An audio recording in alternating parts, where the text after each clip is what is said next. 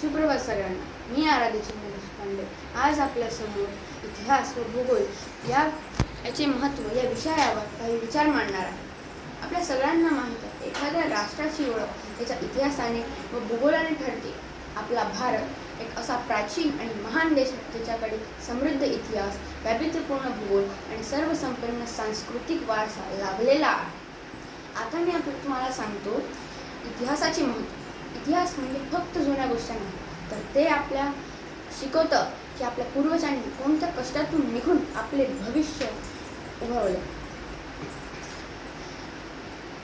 छत्रपती शिवाजी महाराज, सम्राट अशोक चक्रवर्ती, राणी लक्ष्मीबाई या सगळ्या थोर वीरांची गाथा आपल्याला प्रेरणा देतात.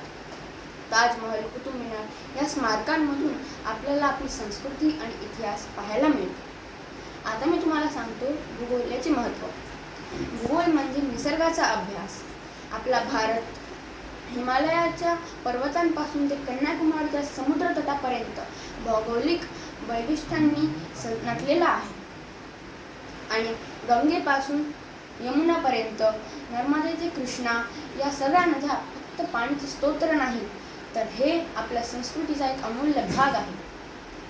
इतिहास आणि भूगोल या दोन्ही शाखा एकत्र आपल्याला एक जागरूक नागरिक बनवतात. आणि भारताचा इतिहास जाणणं म्हणजे स्वतःची ओळख सांगणे. तर मित्रांनो, कधीही इतिहास आणि भूगोल या शिक्षणांना कमी लेखू नये. तर हेच आपल्याला जागरूक नागरिक बनवतात आणि शिकवतात की कसं आपल्या देशाशी प्रेम करायचं आणि आपलं भविष्य उजळवतात. धन्यवाद.